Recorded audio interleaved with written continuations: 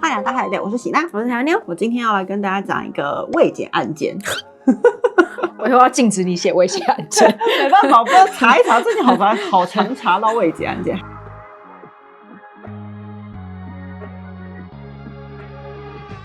今天这个案件呢，是一个韩国男生他在日本的失踪案件。这个男生呢，他是允世26岁，他原本是一个社工师，为了想要转职转换跑道，那在下一个工作之前呢，就有个休假期间，趁这个休假期间去日本散散心好了。他就一个人在2023年的5月9号抵达了关西机场，主要是在关西这附近的城市里面打转。他最后一个出没的地点呢，是在日本的和歌山串本町这个地方，在这个地方的 guest house 住宿。6月8号隔天呢，这个允世呢从这个串本町要移动到别的地方，本来要搭公车，可是他发现呢他已经过了末班车了，徒步要走去他的 guest house 附近。那为什么会有这段记录呢？他不是人失踪了吗？因为他有打电话给他的姐姐，他去了一个非常非常乡下的地方，他跟他姐姐说呢，这里人烟稀少，公车已经过了末班车，就只能用走的，蛮漆黑的，然后一个人又在国外，这样子蛮可怕的。对对对，他就有在跟姐姐聊天。他打给姐姐的这一段对话呢，总共讲了30分钟。走路的起始点到 guest house， 他跟姐姐说呢，可能要走1个半小时才会到。非常远的一个距离，我不知道他为什么要到一个这么人烟稀少的乡下去。那姐姐说呢，他大概是7点多的时候开始走路的，计算下来1个半小时，他可能大概9点多的时候会抵达嘛。最后呢，跟姐姐通话的时候，他是跟姐姐说啊，在10分钟后我应该就会到 guest house， 他就挂掉了电话。然后姐姐当然会担心嘛，想说弟弟到底到了没？9点多的时候有传讯息给他说，你到了吗？允世呢要回姐姐说我已经抵达了，跟姐姐说不要担心。但是呢，他就人间蒸发了。他最后一通传讯息我到了的时间呢是9点33分。允世的家人因为后来就联络不到允世，那当然就要跟警方求救嘛。但是因为允世是在日本失踪的，所以警方也没有办法根据手机号码去追踪他的位置，所以也只能去寻求日本警方的帮忙。那韩国警方这边唯一能做的呢，就是先去调阅允世他的一些银行记录啊，或者是信用卡的刷卡记录。允世在6月8号之后，整个行踪就没有了，就没有任何的刷卡记录就对了，没有生活迹象，没有生活迹象。那这个允世呢，最后一天到底是去了哪一个 guest house 呢？警方就要搜查这个最后的线索，查了允世比较常用的一些订房记录，看看有没有能查到一些东西。但是呢，这个允世他在6月8号早上 check out 之后，当天晚上是没有任何的订房记录的，所以也查不到他当天晚上到底抵达的是哪一个住宿。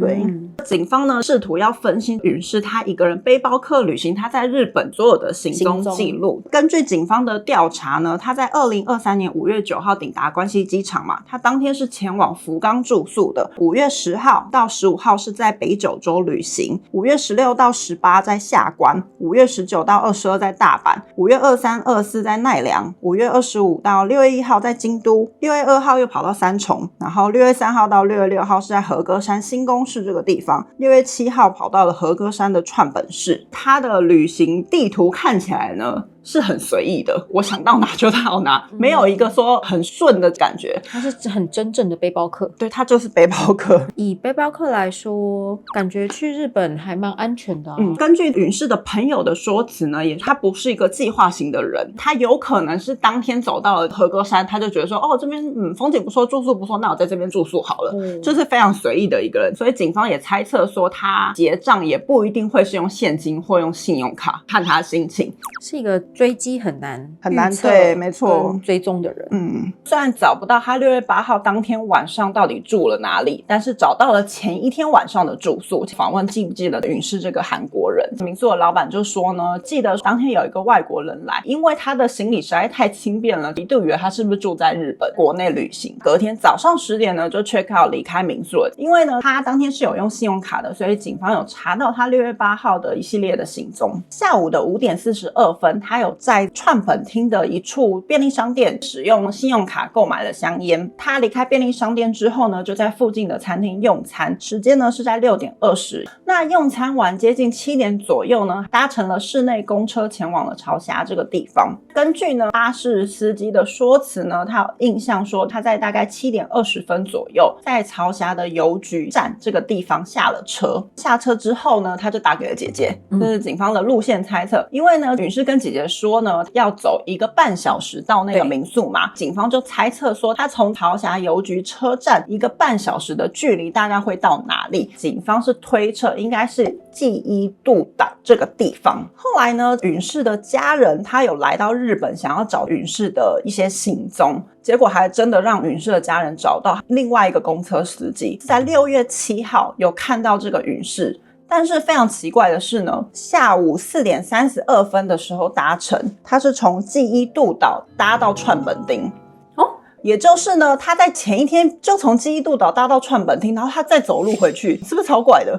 他的整个行踪超迷的啊！有在猜测会不会是他白天在纪伊渡岛可能观光，然后就觉得这个地方很不错，他会不会晚上又想要回来住？有可能，或者是纪伊渡岛比较有热闹的民宿住宿，对，这也是有可能的就考虑到生活方面对啊，不然晚上再回来这边住好了，可能有便利商店啊什么之类的。因为如果你讲是很乡下的地方，绝对会考虑便利性。对啊，警方还有一个猜测呢，是说他会不会有一些烦恼自杀的可能性吗？但是呢，家人的说辞、朋友的说辞呢，不可能有自杀这个嫌疑的。如果他有那样子方面的倾向，应该也不会叫姐姐说，我去民宿好可怕，没错没错，陪我讲电话。对，所以警方也排除了这个可能性。韩国这边呢，也有去询问日本警方，搜查说和歌山串本町这边的医院，看有没有什么一些就医记录啊，或者是有没有什么无名尸，但是也都没有找到。那唯一呢，看起来比较有可能的是和歌山串本町这个地方呢，附近有非常非常多的海岸，常常会有很多钓鱼客会来这边钓鱼。会不会有可能你是在走路的途中不小心掉到海里面？根据当地的居民的说辞，每年的钓鱼客都会有人不小心溺死，对，失足溺死的事件发生。那没有可能是他被人家绑票？但绑票的话也没有勒索的电话来，他可以杀掉他，但是因为没有任何线索，就是一个未解案件。然后呢，我现在要讲的呢是关于刚刚妞有说的背包客去日本安全这个问题。其实呢，日本的 CCTV 比韩国少非常的多。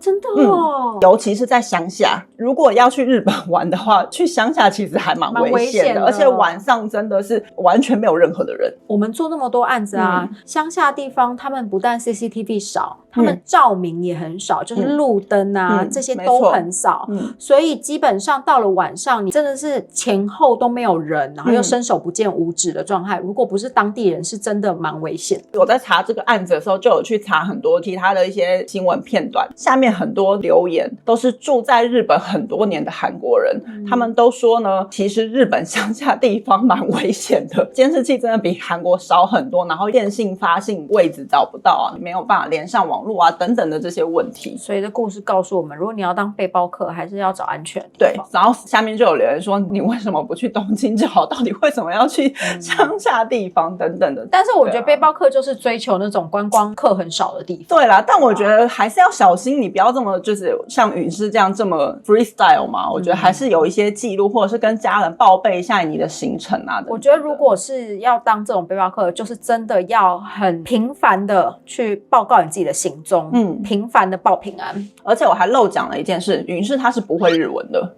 所以其实他的朋友们知道这件事情也非常的压抑，就觉得说他不会日文，然后还去那么乡下的地方。那背包客就是这样啊。对啦，也是。以上就是跟大家分享的未解事件。好烂哦！